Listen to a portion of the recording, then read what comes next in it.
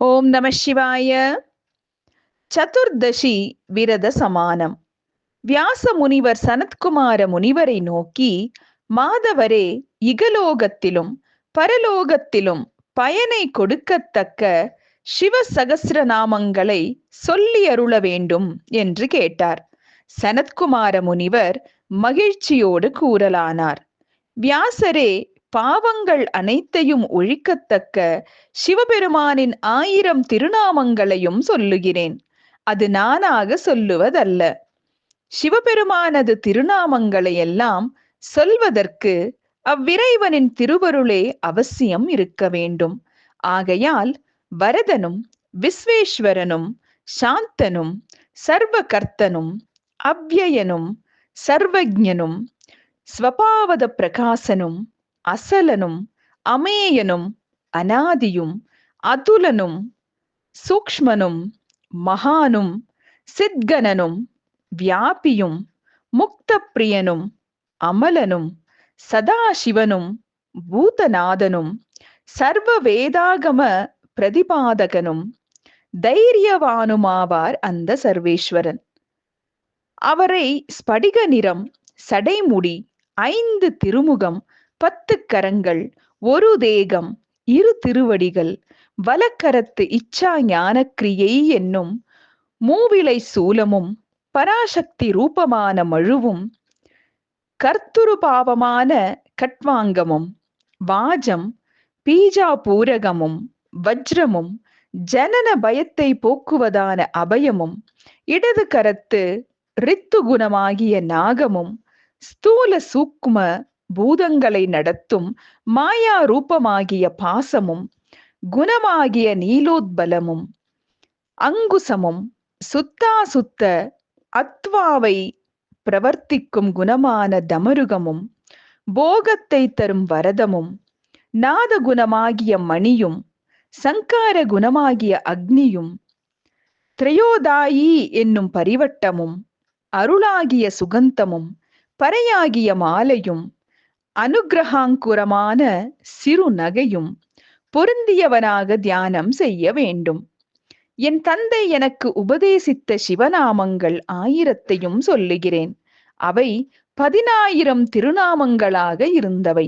அவற்றை என் தந்தையாகிய பிரம்மதேவர் கண்டு மனத்தால் அவற்றின் பொருளை கிரகித்து அவற்றின் சாரபூதமான இந்த 1000 திருநாமங்களை தயிரை கடைந்து வெண்ணெய் எடுப்போரை போலவும், பர்வதத்தை இடித்து அதனுள் இருக்கும் சாரமாகிய பொன்னை எடுப்பார் போலவும் 4 வேதங்களுக்கும் சம்மதமாக உள்ளவையாய் எடுத்து இவ்வண்ணமாக துதிப்போர் எல்லா பாவங்களையும் ஒழிப்பர் என்று சொன்னார்.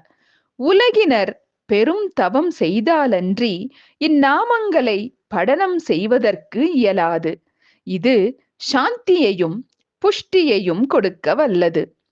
யக்ஷ ரக்ஷ பிசாசங்களையெல்லாம் விளக்க வல்லது.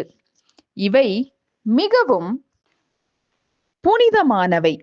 பக்திமானும் ஆஸ்திகனும் ஸ்ரத்தை உடையவனுமாகிய புருஷனுக்கு உபதேசிக்கத்தக்கதே அன்றி ஸ்ரத்தையற்றவர்களுக்கும் நாஸ்திகர்களுக்கும் புலனடக்கம் அற்றவர்களுக்கும் உபதேசிக்கத்தக்கதன்று.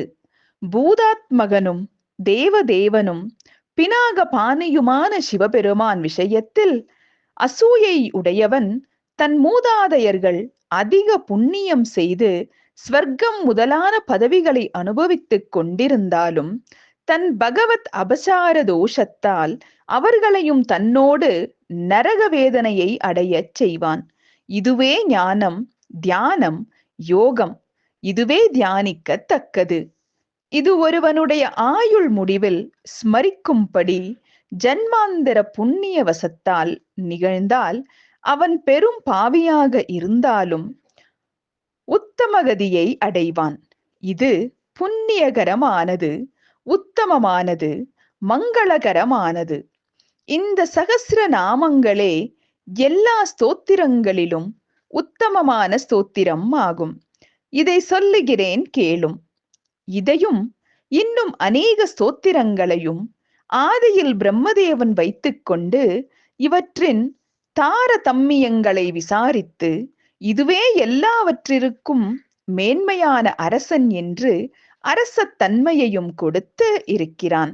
அது முதல் மகாத்மாவான சிவபெருமானுடைய இந்த ஸ்தோத்திரம் உலகத்தில் மனிதர்களாலும் ஸ்வர்க்கத்தில் தேவர்களாலும் பூஜிக்கப் பெற்று சத்வராஜம் என்று புகழ் பெற்றிருக்கிறது. இந்த சத்வராஜம் முதலில் பிரம்மலோகத்தில் இருந்து தோன்றி அங்கிருந்து இவ்வுலகத்துக்கு கொண்டு வரப்பட்டது. ஸ்தவராஜம் முதலில் பிரம்மலோகத்தில் இருந்து தோன்றி அங்கிருந்து இவ்வுலகத்துக்கு கொண்டு வரப்பட்டது. அதனால் இது பரமான தோத்திரங்களிலும் பரமானது. தேஜஸ்களுக்கெல்லாம் தேஜஸானது, தவத்துக்கு எல்லாம் தவமானது, சாந்திக்கெல்லாம் சாந்தியானது, தைரியத்திற்கெல்லாம் தைரியமானது, யோகத்திற்கெல்லாம் யோகமானது, காரணத்துக்கு எல்லாம் காரணமானது, சத்தியத்துக்கு எல்லாம் சத்தியமானது, சிறந்தவற்றிலெல்லாம் சிறந்தது. எதனால் உலகங்கள் எல்லாம் பிறக்கின்றனவோ, எதனால் உலகங்கள் எல்லாம் பிறவாது இருக்கின்றனவோ அதுவே இதுவாகும். இது சர்வேஸ்வரனுடைய தேஜோஸ்வரூபம். இத்தகைய பிரபாவமுடைய சாம்பவ மூர்த்தியின் சகஸ்ர நாமங்களையும் சொல்லுகிறேன்.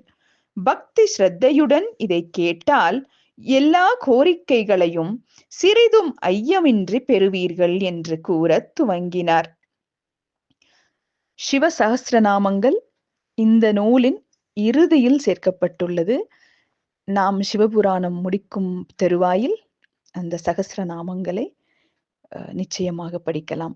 ஓம் நம சிவாய.